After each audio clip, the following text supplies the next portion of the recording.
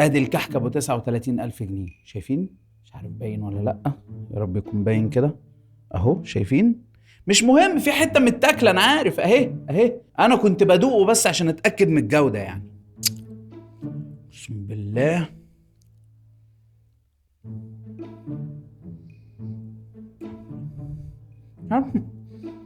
ده كحك ولا بالفور ده؟ ايه الدليل بقى ان ده ابو 39,000 جنيه؟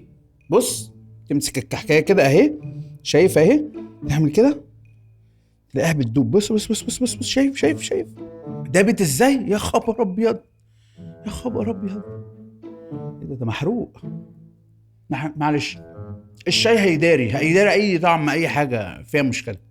انا اسف يا جماعه، كحك ده من ابو 29 جنيه مش من ابو 39,000.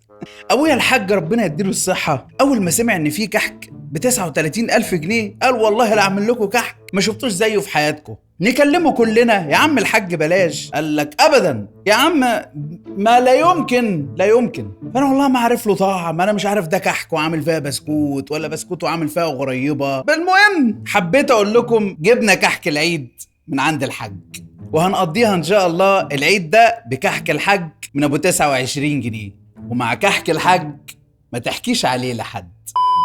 اخواتي حبايبي ازيكم؟ قبل ما نبتدي الفيديو خلونا نصلي على النبي عليه الصلاه والسلام، واللي لسه ما حطش لايك ينزل يحط لايك بعد اذنكم عشان نخلص من ميدو وسماسيمو. احنا خلاص ما وريناش غير ميدو وسماسيمو، ميدو وسماسيمو، سماسيمو وميدو، ميدو وسماسيمو. المهم يعني من غير ما نطول في الكلام كتير، تعالوا نشوف ايه اللي حصل. ما هو انا لما اقدم كل ده وفي الاخر يتسفى عليا من شويه عيال صغيره، لا انا اطلع اتكلم ومش هسكت طالما اللي قدامكوا ده ما مش عامل برضه حساب لي عشان ومش خايف. انا سكت وما رضيتش ارفع قضيه. كان ممكن البني ادم ده يتحبس، وحرفيا من بعد الفيديو ده اي حاجه هتستفزني تاني هحبسه بيها، ما عنديش مشكله. خلاص طالما انا فضلت استر كتير واللي انتوا شايفينه على النت ده الله علاقه حلوه الله خرق، لا كل ده مش حقيقي. اولا البيت اللي انتوا بتشوفوني بيه فيه واللي انا كنت فيه ومتجوزه فيه ده شقتي، بيتي وحاجتي، كلها حاجتي وكلها بتاعتي، ورضيت وقبلت وقلت ماشي عشان حبيت بني ادم، كل ده عشان حبيت بني ادم لا اكتر ولا اقل. تاني حاجه جزاتي ان انا يحصل لي ايه؟ اتخان واتهزق واتشتم واتهان، وقال لي طبعا مش عايزين يخربوا بيت بنتهم، ارجعي يا حبيبتي، لا معلش ادي فرصه، لا مش عارف ايه، والناس تدخل تقول لي انت ما عندكش كرامه. لا انا من زمان وانا عندي كرامه وعايزه امشي، بس انا فضلت ساكته وفضلت مستنيه ان اللي قدامي ده يتغير، وحاولت كتير اغير البني ادم اللي قدامي ده ومفيش فايده. يعني فيما معناه ان المشكله كبرت قوي وده اللي باين، وان الموضوع خد بقى شكل اكتر، في تهديدات، في انا هحبسك، في انا هوديك في داهيه، في انا هعملك، في انا كنت مقعدك في شقتي، في معايرات، في. بص يا سماسيمو، انا قلت لك قبل كده مره، طول ما الحمار راضي وقابل بتحميل صاحبه فوق ظهره هيقعد يحمل اكتر، وانت قبلت ورضيتي وعديتي مره واثنين وثلاثه واربعه مليون، استحملي بقى، ما دي النتيجه، انت مستنيه ايه يعني؟ ده غير مليون الف حاجه تانية مش عايزه اجيب سيرتها، بس اولهم ان البني ادم ده قطع لي ايدي، اللي هو المفروض ان انا عارضه وان انا مراته، اللي طالع عمال يتريق على حاجه وعلى شغلي وعلى اغانيه اللي انا بغنيها دلوقتي، هو طلع بيتريق ويزيد مع الناس وخلى الناس تزيد عليا، خلى اللي هم حرفيا مش رجاله يتكلموا على عرضه ومراته اللي هي كانت مراته. حاليا انا اتطلقت رسمي قدام الناس، ومشيت في هدوء ومشيت في ادب، ما عملتش اي حاجه، كل اللي اهتميت بيه صوتي ده اكتر ولا اقل. فضلت اغني وفضلت اركز في محتوايا ده، لو ده بالنسبه لي ده كان محتواي.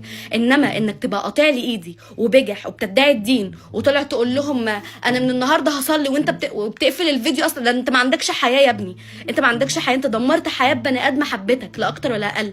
لا اهلك ولا حد وقف في صفي ولا كانوا جنبي، وفي كل مره كانوا بيثبتوا لي ان هم حرفيا مش عادي، هم بالنسبه لهم عادي، هم حرفيا مش سائلين في اي حاجه.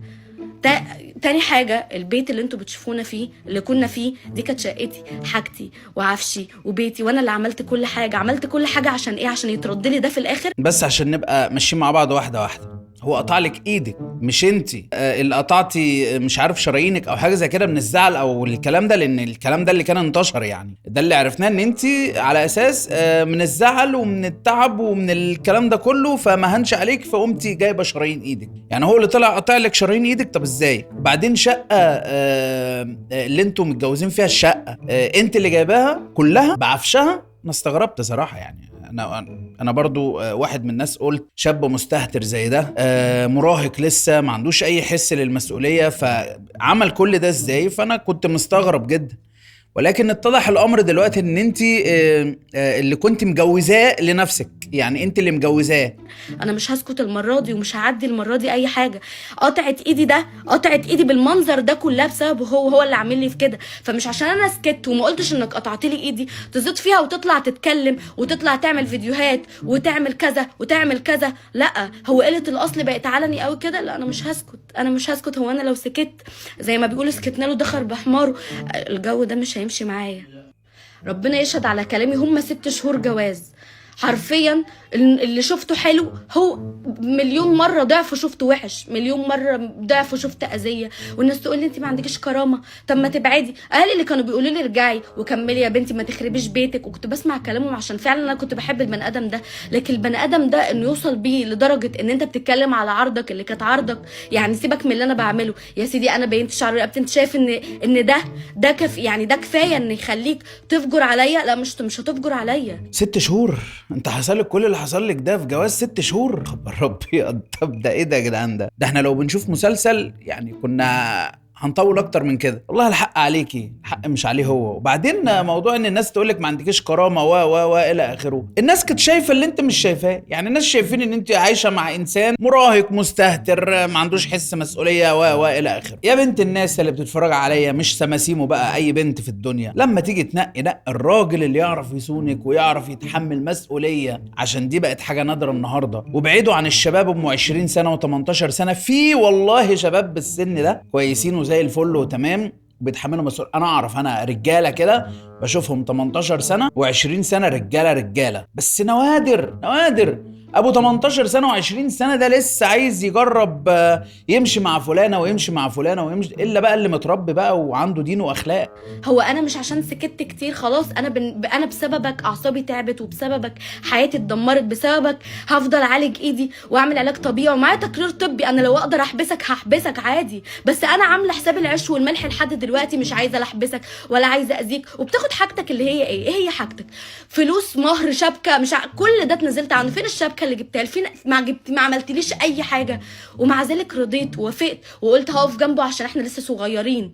ده مش جزاتي بعد كل اللي انا قدمته واللي عملته ليك ولكل اللي حواليك. انا بعد اللي عملته ده مش جزاتي. فلوسي حتى شغلي نصها اللي كنت بتاخدها، البيت لما كنت بشارك في كل ده انا عملته واتنكر واتنسى وعادي، وطلعت عيش دور الضحيه. حتى ما فيش من بعد الحوار ده ما حصل بكل بجاحه قلت لي لو حد سالك قطعتي حاجه. والمشكله انك مصدق نفسك، يعني حتى اصحابك القريبين برضو بتقول لهم نفس الكذبه.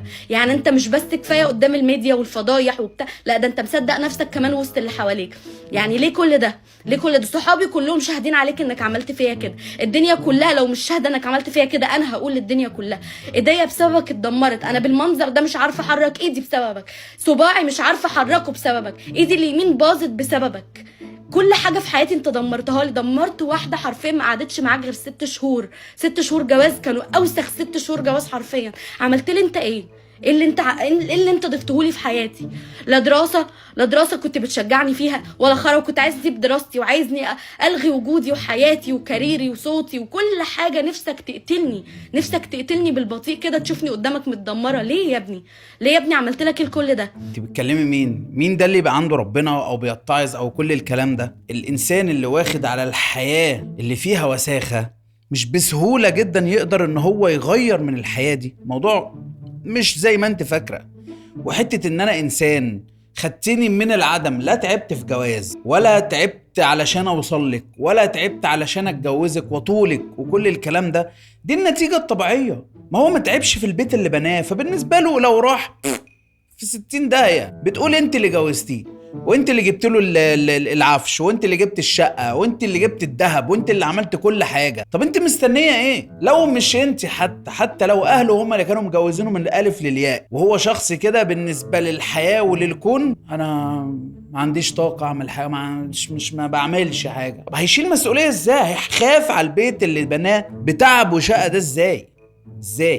فده درس بقى لكل بنت بقى بتفكر ان هي تتجوز شخص مستهتر، شخص ما عندوش مسؤولية، شخص اهله اللي بيجوزوه، خلوا بالكم الحتة دي كويس قوي، اهله بيجوزوه وهو شخص ما عندوش شيء يعتمد عليه، وشخص فاشل بمعنى فاشل. دي بتبقى النتيجة المتوقعة. طلاق بيجي منين؟ من الاهمال، وبقى من عدم المسؤولية، وبقى من الصرمحة وقلة الادب وكل الكلام ده. عايزين ننزل بالسكرينات وانزل بالفضايح وانزل بالخيانات وانزل بكل ده، ما عنديش مشكله، ما عنديش مشكله. انا اتخنت بعد ما اجهضت العيل اللي كان منك، اللي كان ابننا، بعد ما اجهضت مفيش، ما عداش اسبوع كنت انا نايمه وانت على الكنبه قاعد بتخني، انت على الكنبه قاعد بتكلم واحده غيري، انت على الكنبه قاعد سايب مراتك وقاعد بتكلم واحده. انت كل ده عايشه بترسم على ايه؟ عايز ايه في الاخر؟ يعني انت هتبقى مبسوط لما تدمر حياتك خالص؟ مش هتتعظ خالص؟ يعني انت عايز توصل لايه برضو في الاخر؟ انا عن نفسي المره دي اتكلمت وطلعت قلت عشان انتوا عايشين دور الصعبانيات معاه وشغالين معاه، واحنا في صفك واحنا في ظهرك. خليكوا في ظهر الناس على الاقل المظلومه، مش عشان انا طالعه باين لكم ان انا كويسه، ان انا كويسه. انا بحاول بس اطلع من اللي انا فيه. ما هو اللي انا فيه ده مش هفضل فيه كتير، اللي انا فيه ده مش هفضل فيه كتير. انا هم 6 شهور حرفيا الجواز اللي انا اتجوزتهم دول ما كانوش جواز اصلا. هو فين الجواز ده؟ هو فين الحياه اللي انا اللي عشتها؟ ولا فين الحب اللي انا رحته؟ ولا فين السفر ده؟ انا حتى شهر العسل، الناس بتقعد شهر عسل، قعدت اسبوع عسل ورجعت. يعني انا ما عشتش اي حاجه، لا من مستوايا ولا من اسلوبي ولا من حياتي، وخلاص قطعت كل حاجه، قطعت صله الوصل، قطعت حتى قرايبه وناسه اللي عندي كلهم عملت لهم فولو وشلت باحترام. يعني انت مش عامل حتى احترام للي كان بينا، خلاص انا مش هعمل احترام لاي حاجه خلاص، وانت خلاص جبت اخري. بص انا مش هتحمل عليها صراحة ربنا، لان هي دلوقتي في وضع يعني ربنا يكون في عونها.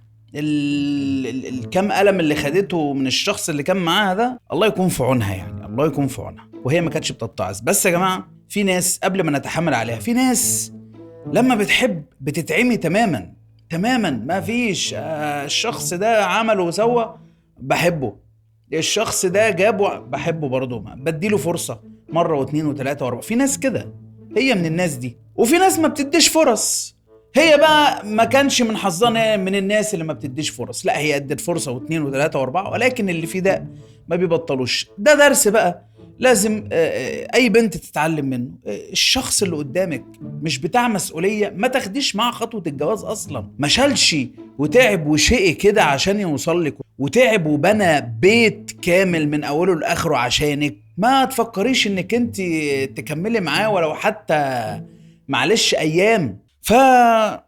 ربنا معاك يا سماسيم وان شاء الله وربنا يعوضك. مش هقول اكتر من كده. وبس وصلنا لاخر الفيديو، وصلت معايا لحد هنا.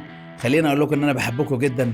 لو لسه ما حطيتش لايك حط لايك، ولو مش اشتركش في القناه اشترك في القناه. اشوفكم ان شاء الله في فيديو جديد. كان معاكم وسام، سلام.